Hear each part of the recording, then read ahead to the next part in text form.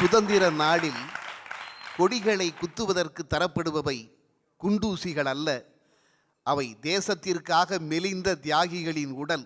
தடவி பாருங்கள், தடியால் அடிபட்டு தலைமட்டு வீங்கி இருக்கும். அனைவருக்கும் என் சுதந்திர தின வாழ்த்துக்களை நான் முதலில் தெரிவித்துக் கொள்கிறேன். இன்று சுதந்திரத்தை பறிக்க வேண்டும் என்பதை நான் ஒத்துக்கொள்கிறேன்.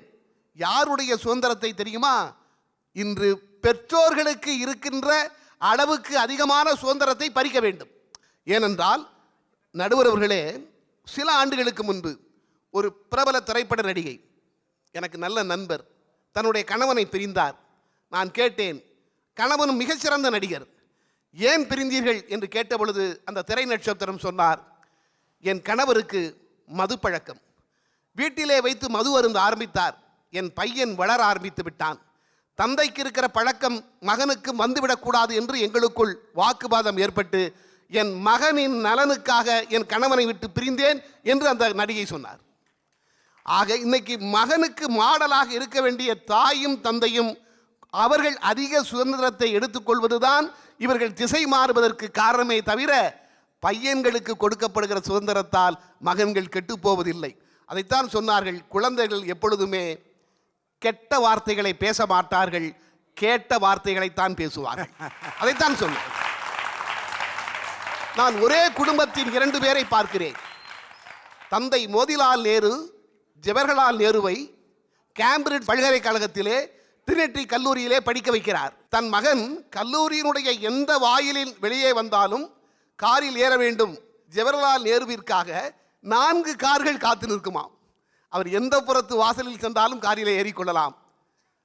மோதிலால் நேரு அந்த வசதி செய்து கொடுத்து வைத்திருந்தார். ஆனால் ஜவஹர்லால் நேருவை கட்டுப்பாடோடு வைத்திருந்தார். அதே கேம்பிரிட்ஜ் பல்கலைக்கழகத்தில் அதே டிரினிட்டி கல்லூரியிலே தான் அன்னை இந்திரா தன் மகன் ராஜீவ் காந்தியை படிக்க வைத்தார். ஆனால் ராஜீவ் காந்தி ஒரு பிரதமரினுடைய மகன் என்று யாருக்குமே தெரியாதாம். இங்கே 4 கார்கள் காத்து நிற்கும், அங்கே ஒரு காரும் கிடையாது. அது மட்டுமல்ல, கல்லூரி நேரம் முடிந்து ராஜீவ் காந்தி பகுதி நேரமாக வேலை பார்த்து அந்த பணத்தை தன்னுடைய செலவுகளுக்கு பயன்படுத்தி கொண்டார் சொல்கிறார்கள். ஆக ஒரு பையன்களுக்கு கொடுக்கக்கூடிய சுதந்திரம் அவனுடைய வாழ்க்கையை முடிவு செய்வது கிடையாது. அவனை நாம் எப்படி வளர்க்கிறோம் என்பதை பொறுத்துத்தான், எப்படி சுதந்திரத்தை பற்றி அவனுக்கு சொல்லிக் கொடுக்கிறோம் என்பதை பொறுத்துத்தான் அவனுடைய வாழ்க்கை பாதை அமைகிறது. அதிலும் ஆண்கள் வேலை நிமித்தமாக வெளியே சென்று விடுகிறார்கள். வீட்டிலே இருக்கிற பெண்களால் தான் குழந்தைகளை நிர்ணயிக்க முடியும்.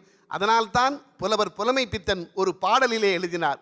உங்களுக்கு கூட அந்த பாடல் நினைத்ததை முடிப்பவன் படத்திலே இடம்பெற்ற பாடல் தெரிந்திருக்கும்.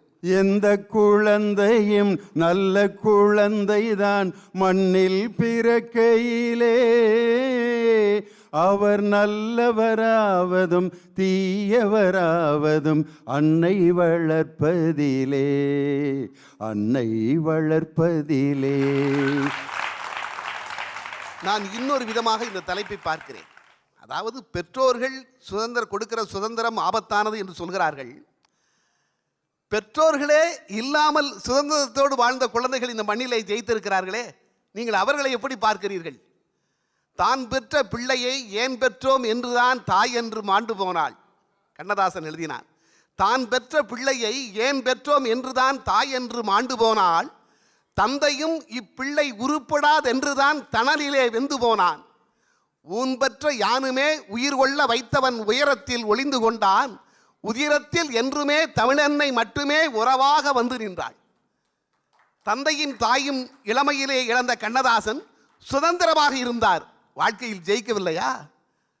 ஏன் கவிஞர் வாலி எழுதினாள், தாய்க்குள் விழுந்து புறப்பட்டேன், தாய் தந்தையர் நோய்க்குள் விழுந்து போனார்கள், நொடித்து போய் நானிலத்தார் வாய்க்குள் விழுந்து புறப்பட்டேன், வருந்துங்கால் வந்து இந்த நாய்க்குள் புகுந்து நன்மை செய்தாய் நான் வணங்கும் கந்தவேளே என்றார் வாலி. ஆக கண்ணதாசனும் வாலியும் இளம் வயதிலேயே பெற்றோர்களை இழந்தவர்கள். அவர்கள் சுதந்திரமாகத்தான் வாழ்ந்தார்கள், ஆனால் வாழ்க்கையை புரிந்து கொண்டதால் ஜெயித்தார்கள். ஆக கொடுக்கிற சுதந்திரம் யாரையும் கெடுத்து விடாது என்பதற்கு உதாரணம் இது மட்டுமல்ல. நீங்கள் குடும்பத்தோடு உங்களுடைய இரவு உணவையாவது தயவு செய்து எல்லோரும் குடும்பத்தினர் ஒன்றாக அமர்ந்து உண்ணுங்கள், அப்பொழுதுதான் நீங்கள் மனமிட்டு பேச முடியும் என்று சொன்னார். அதுதான் உண்மை நடுவர் அவர்களே. ஆக சுதந்திரம் கண்டிப்பாக கொடுக்கப்பட வேண்டும். ஒன்றே ஒன்று சொல்கிறேன், தயவு செய்து உங்கள் குழந்தைகளை கூட்டில் இருக்கிற சிங்கங்களாக வளர்த்து விடாதீர்கள், காட்டில் இருக்கிற சிங்கங்களாகத்தான் நீங்கள் வளர்க்க வேண்டும். வாய்ப்பிற்கு நன்றி, வணக்கம்.